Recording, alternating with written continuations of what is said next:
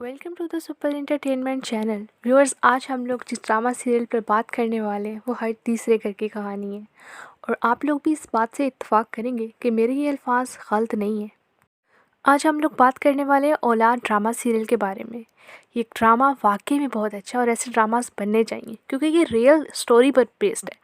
और इसी वजह से इस ड्रामे को प्रमोट करना हमारा काम बनता है क्योंकि एंड पर उन लोगों का अंजाम भी दिखाया जाएगा जिन्होंने ये सब कुछ किया, ताकि उन लोगों को पता चले जो असल में अपनी ज़िंदगी में ऐसे हैं कि उनके साथ भी ऐसा कुछ हो सकता है। जहाँ तक बात की जाए ड्रामे की स्टोरी की, तो स्टोरी वाकई में बहुत ज़बरदस्त है और ऊपर से रहीम शाह का गाना हो तो स्टोरी में जान मज़ीद आ जाती है। और अदाकार जब अपनी अदाकारी का जौहर दिखाते हैं तो ड्रामे को चार पैर लग जाते हैं। इस ड्रामे में एक ऐसा बेबस बाप और एक ऐसी बेबस माँ है जिसके चार बेटे, सॉरी 3 बेटे और 2 बेटियां हैं। वो क्या है ना, ड्रामा नया नया है, अभी कुछ इतना देखा नहीं है, इसीलिए बंदा भूल जाता है। 2 बेटियों में से एक बेटी पागल है, मगर कहने को वो पागल है मगर असल में शायद वो पागल नहीं है क्योंकि वो नॉर्मल बेटों से भी ज़्यादा आगे है। क्योंकि वो अपने माँ बाप की फीलिंग्स को समझती है।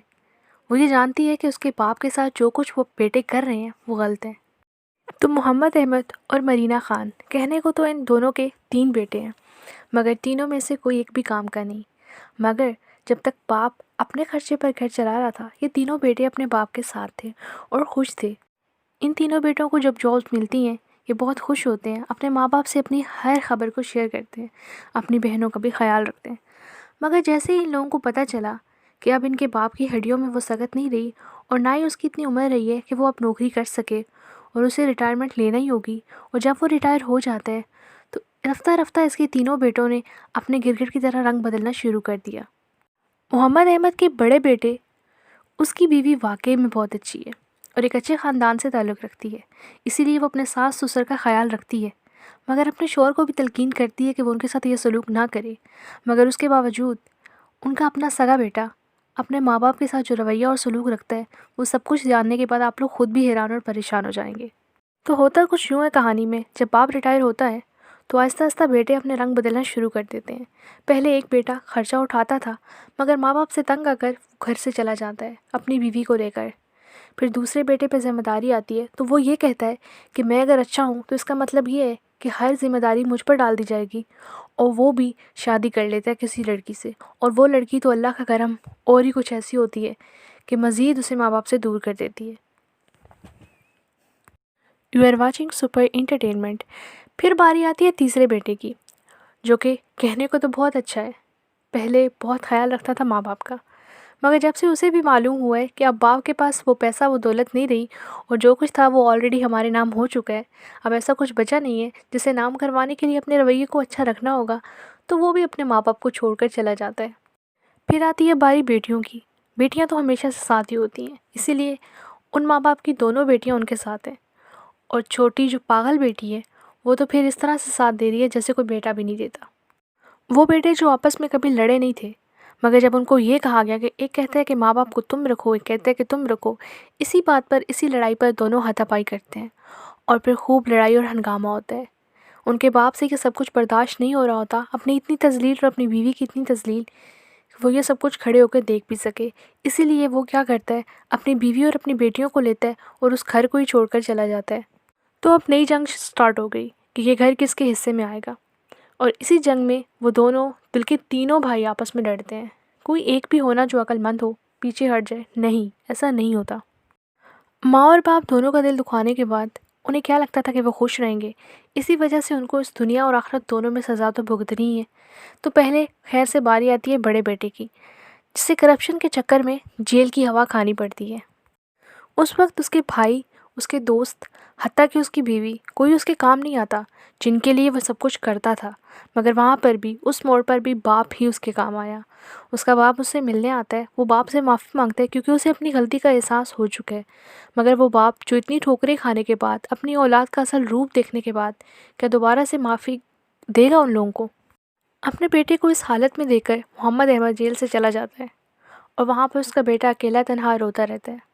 फिर बात आती है दरमियान वाले बेटे की, जिसकी अपनी बीवी लुटेरी होती है। वो उसे खूब इस्तेमाल करती है और लूट कर चली जाती है। तो अब बारी आती है तीसरे बेटे की, जिसकी अपनी औलाद होती है और वो माजूर होती है। अब वो इस बात पर पछता रहा है कि उसने वाक़ई में अपने माँ-बाप के साथ अच्छा नहीं किया। वो सब माफ़ी माँगने आते हैं मगर तब तक बहुत देर हो चुकी होती है क्योंकि मोहम्मद अहमद अपनी बीवी और अपनी बेटियों के लिए फिर से काम करना शुरू करता है और रास्ते में जाते-जाते अचानक से उसका एक्सीडेंट होता है और वो मर जाता है। जब वो मरता है उसके बाद उसके तमाम बेटों को एहसास होता है कि वाक़ई में बाप बाप होता है। हम लोगों ने उसके साथ अच्छा सलूक नहीं किया था और वो सब आते हैं अपनी माँ के पास माफ़ी माँगने। मगर माँ भी क्या करे? जब उसने अपने शौहर को ही खो दिया इन बच्चों की वजह से, तो वो फिर इन्हें माफ़ नहीं करती। तो इस ड्रामे का एंड भी कुछ यूँ ही होना है कि अब पछताए क्या हो जब चिड़ियाँ चुग गई खेत। ड्रामा और कहानी तो वाक़ई में बहुत कमाल की है क्योंकि इस ड्रामे और कहानी में आप लोगों को एक सबक ज़रूर मिला है। बुरे का अंजाम हमेशा बुरा ही होता है और अच्छे का अंजाम अच्छा। अगर इस पूरे ड्रामे को एक साइड पे रखा जाए और इस ड्रामे में से एक ऐसी लाइन को देखा जाए जो कि मोहम्मद अहमद बोलता है कि अगर मैं चाहूँ तो मैं चाहता हूँ कि मैं दुनिया को ये बता सकूँ कि जो लोग अपने औलाद के लिए दुआ मांगते हैं ना कि उनकी बेटा हो, मैं कहता हूँ कि वो लोग ये दुआ मांगना छोड़ दें क्योंकि बेटे वाकई में मुश्किल में काम नहीं आते, मुश्किल में काम बेटियाँ ही आती हैं। जब से इस ड्रामे के टीज़र लॉन्च हुए हैं पूरे पाकिस्तान में हलचल मच गई है। सब लोग पुरुमीद हैं कि एक अच्छा ड्रामा आया है और एक अच्छा कंटेंट लोगों को देखने को मिलेगा जो कि सच्चाई की बेस पर होगा। जी हाँ, बिल्कुल, आप सबकी तरह मैं भी बहुत एक्साइटेड हूँ क्योंकि मोहम्मद अहमद वैसे भी मेरा फेवरेट एक्टर है। अगर थोड़ा आप पहले का सोचें तो आप लोगों को याद होगा एयरवा डिजिटल पे एक पहले भी ड्रामा लगता था इसी से रेलिवेंट, नदीम बेग का, जिसमें यही किरदार थे, कुछ इस तरह की बातें थी। उसमें भी औलाद अपने माँ बाप को एंड पर छोड़ देती है और वे वाकई में वापस माँ बाप के पास से आती है माफ़ी मांगने, मगर अफसोस कि फिर वो माफ़ी के काबिल भी नहीं रहती। लेकिन उस ड्रामे को देखने के बाद और इस ड्रामे के टीज़र्स को देखने के बाद लगता है कि ये ड्रामा तमाम ड्रामों के रिकॉर्ड तोड़ने वाला है और एयरवे डिजिटल रेटिंग लेने वाला है फुल, वो भी मंडे को। इस ड्रामे से रिलेटेड कुछ भी बोलने के लिए, कुछ भी लिखने के लिए आप लोग कमेंट सेक्शन का इस्तेमाल कर सकते हैं। अपनी राय का इज़हार ज़रूर कीजिएगा कि आप लोग एक्साइटेड हैं इस ड्रामे के लिए।